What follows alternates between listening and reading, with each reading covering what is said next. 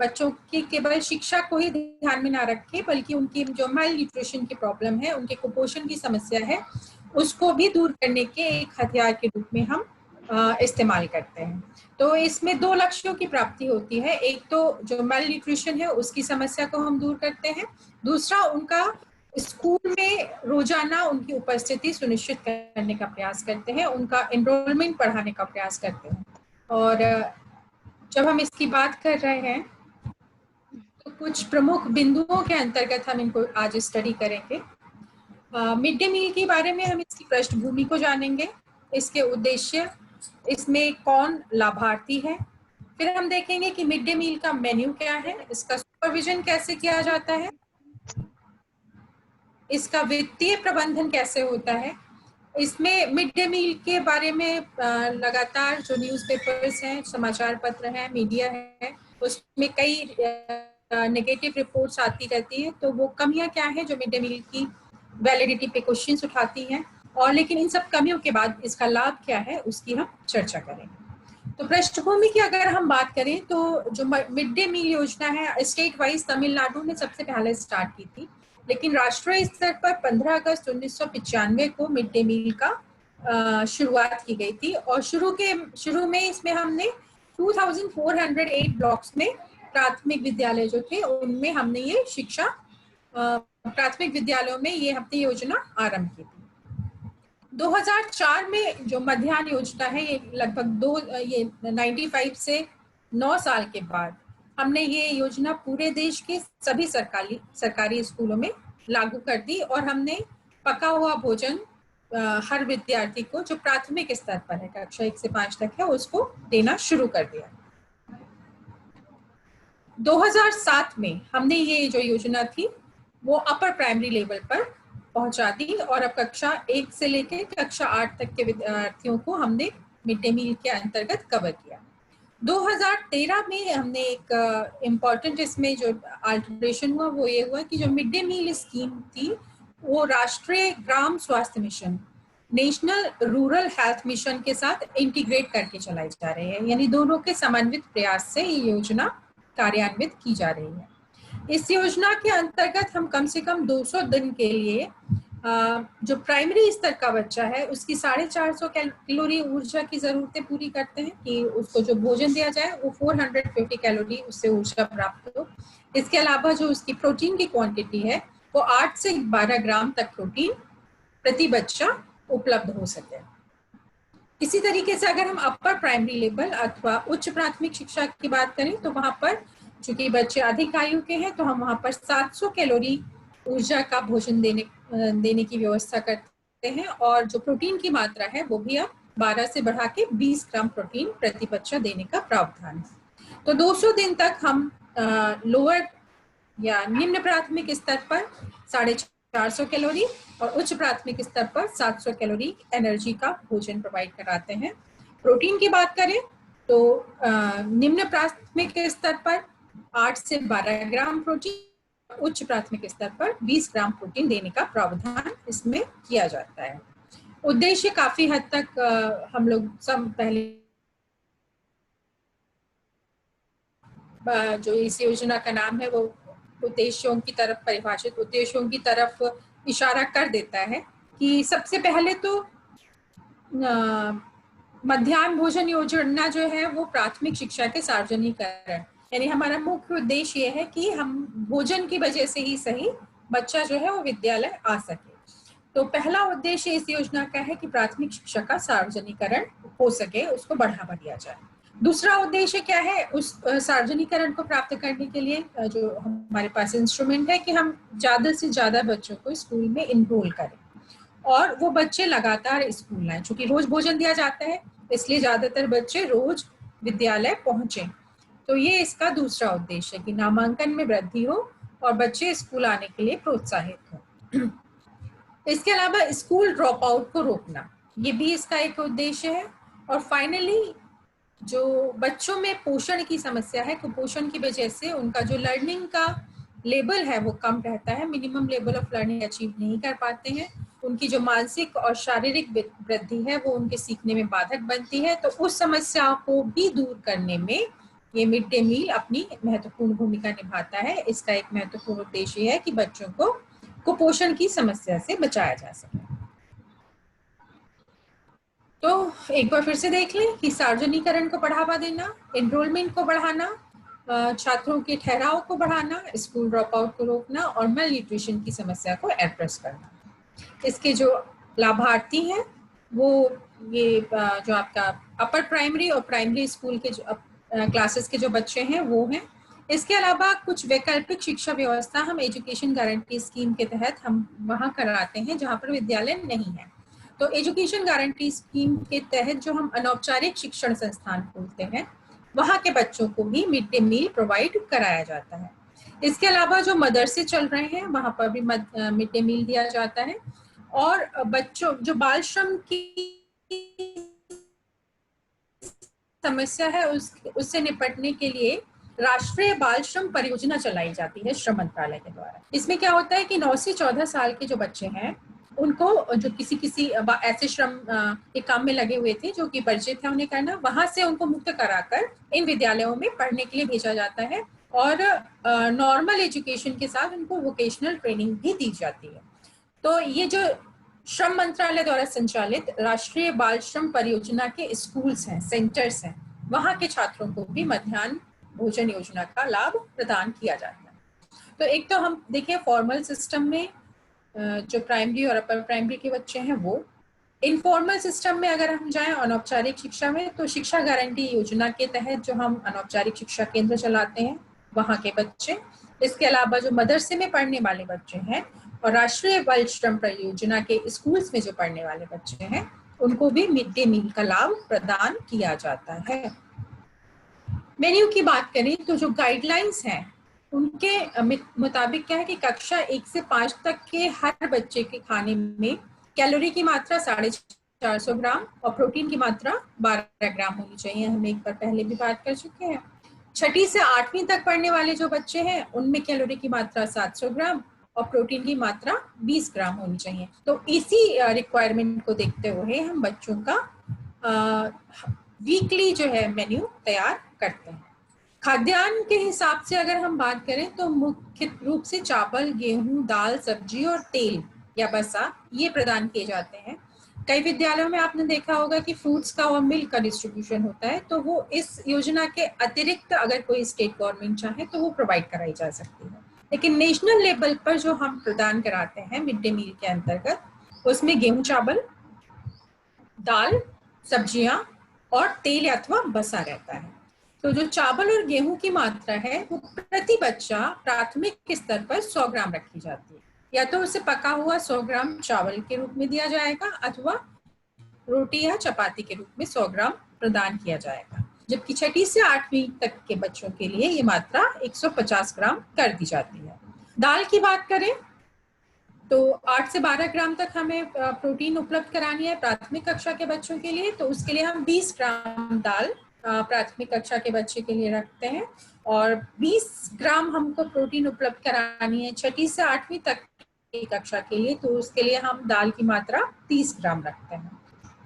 सब्जियों की बात करें तो प्राथमिक कक्षा में प्रति बच्चा 50 ग्राम सब्जी की उपलब्धता सुनिश्चित कराई जाती है, जबकि 6ठी से 8वीं कक्षा के लिए 75 ग्राम सब्जी उपलब्ध कराई जाती है। अब ये कुकिंग में हमको तेल और बसा जो यूज करना है उसकी मात्रा प्रति बच्चे के हिसाब से अगर काउंट करें तो प्राथमिक स्तर पर ये 5 ग्राम तेल प्रति बच्चे की उपलब्धता सुनिश्चित की जाती है और जबकि 6ठी से 8वीं तक के बच्चों के लिए 7.5 ग्राम बसा की मात्रा सुनिश्चित की जाती है। एक मेन्यू है, यह आपको कहीं से भी मिल सकता है, साप्ताहिक रूप से इसको एक मेन्यू तैयार कर दिया जाता है जिसमें सोमवार से लेकर शनिवार तक क्या क्या दिया जाएगा, कौन सा व्यंजन दिया जाएगा और 100 बच्चों के हिसाब से प्राथमिक स्तर पर कितना सामान लगेगा और 100 बच्चों के हिसाब से उच्च प्राथमिक स्तर पर कितना सामान लगेगा, इन सब की जानकारी यहाँ पर आप ले सकते हैं। इट्स जो मैंने अभी बात की जिसमें हमने दाल, चावल, रोटी, सब्जी और बसा की बात की थी, उसके अतिरिक्त कुछ अन्य प्रावधान भी हैं जो इस स्कीम के अंदर इन बच्चों को खाना नहीं दिया जाता है। उसमें दूध, खीर और दलिया जैसी चीज हमने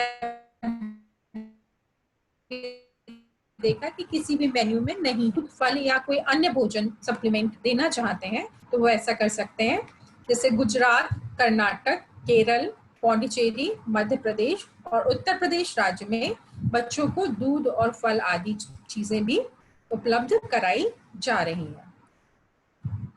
इस योजना का पर्यवेक्षण, राष्ट्रीय स्तर पर इस चलने वाली योजना का विभिन्न स्तरों पर पर्यवेक्षण किया जाता है और बेसिकली हम 4 स्तरों पर इसकी बात करें तो राष्ट्रीय स्तर पर सबसे ऊपर जो स्तर होगा वो नेशनल लेवल पर हम इसको सुपरवाइज करते हैं और उसके लिए एक समिति बनाई गई है। राज्य स्तर पर सुपरविजन के लिए अलग समिति बनाई गई है। जिला स्तर पर इसका सुपरविजन और फिर लोकल लेवल पर यानी एनपीआरसी के लेवल पर इसका सुपरविजन किया जाता है। राष्ट्रीय स्तर पर जो नेशनल अरे नीचे ऊपर का नहीं, जैसे बल्ब जलावा जाता वही तरह ना, बस वही तरह। गोल्डी म्यूट कर लीजिए, आप अभी इस कार्यक्रम का संचालन करें और उसके साथ साथ इस कार्यक्रम की मॉनिटरिंग करें। ये समिति और इसके अलावा एक प्रोग्राम अप्रूवल बोर्ड होता है, कार्यक्रम स्वीकृति बोर्ड। इन दोनों का समन्वित प्रयास होता है कि हर 4 महीने पर जो मध्याह्न भोजन योजना है उसका पर्यवेक्षण कर रिपोर्ट तैयार करें।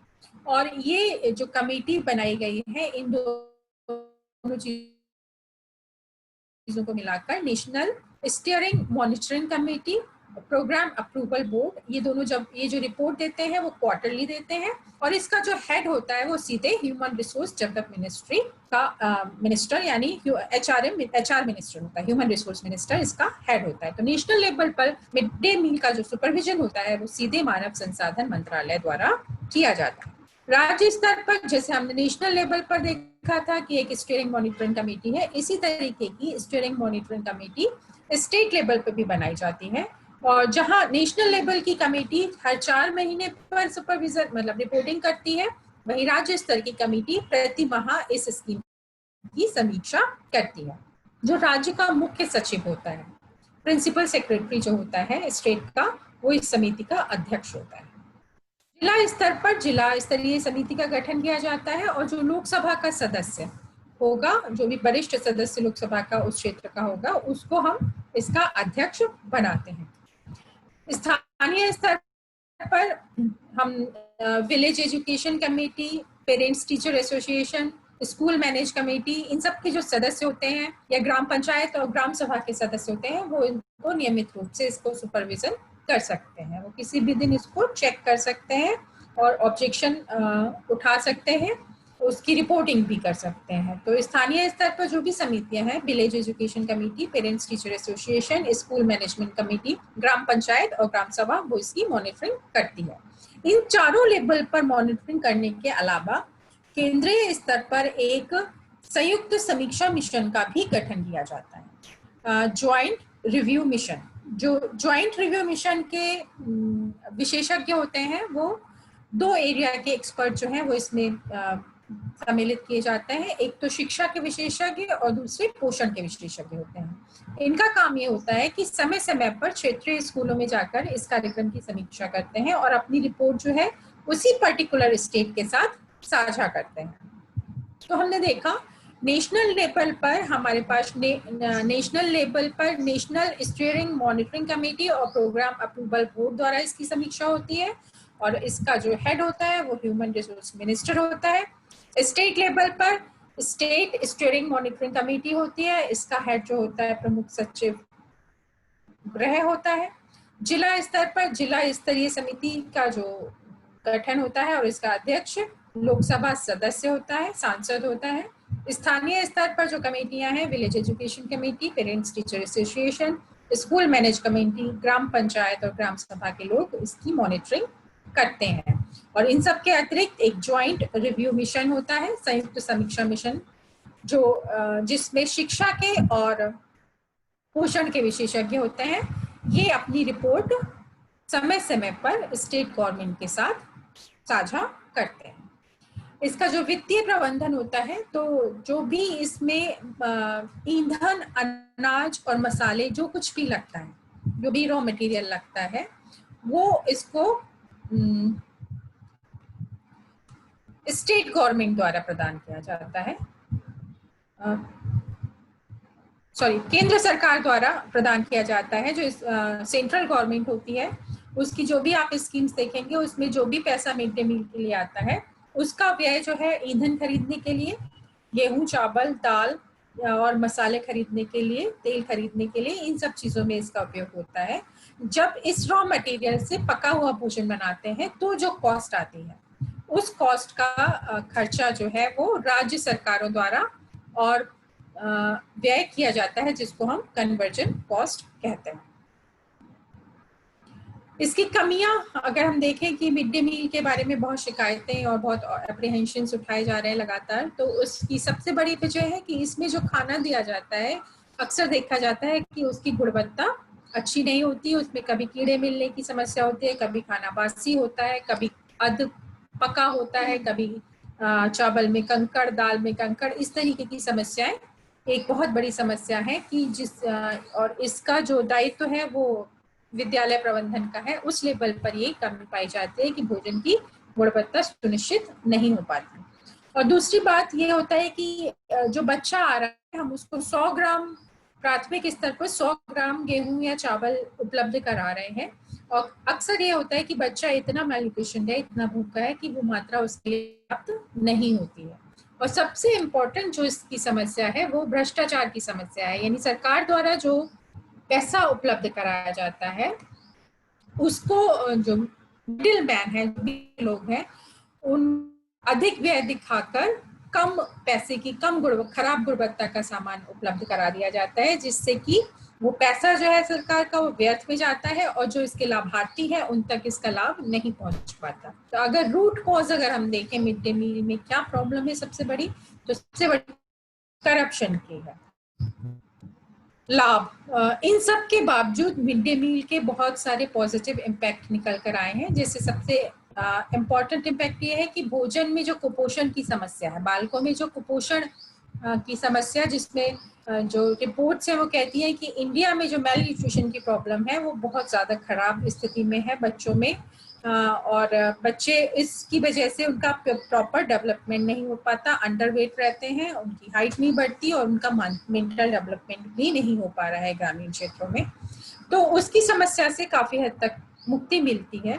इसका बहुत इम्पोर्टेंट एस्पेक्ट ये निकल कर आया जिसको हमने उद्देश्य में भी सम्मिलित नहीं किया था, कि अब लोग अपनी लड़कियों को भी स्कूल भेज रहे हैं, जिससे कि अगर बॉयज को अगर फूड मिल रहा है तो उनकी लड़कियों को भी खाना मिल सके, और उनके ऊपर से एक जो प्रेशर है बच्चों को फीड कराने का, जो एक फाइनेंशियल प्रॉब्लम के रूप में उनके साथ है, उससे मुक्ति मिल सके। तो इस वजह से ही वो अपनी बच्चियों को स्कूल भेजना शुरू कर दिए हैं, जिसकी वजह से जो फीमेल या गर्ल एनरोलमेंट है उसमें सुधार हुआ है, और जो बालक है उनकी विद्यालय उपस्थिति में भी सुधार दर्ज हुआ है। एक इम्पॉर्टेंट एस्पेक्ट ये भी निकल के आया है कि जब सारे बच्चे एक साथ मिलके खाना खाते हैं, एक साथ बैठते हैं, और उस समय उनमें वर्ग विभेद नहीं होता, वो एक ग्रुप के रूप में बैठते हैं, तो गांव में जो जाति पाति की व्यवस्था है उस पर भी कहीं ना कहीं प्रहार होता है और सामाजिक समरसता में वृद्धि होती है। नेक्स्ट इसका जो इम्पोर्टेंट पॉइंट है कि जो शाला त्यागी बच्चे हैं उनकी संख्या में कमी आई है। वो बच्चे जो स्कूल छोड़ जाते थे वो उनकी संख्या लगातार कम हुई है। तो ये इस योजना के लाभ है।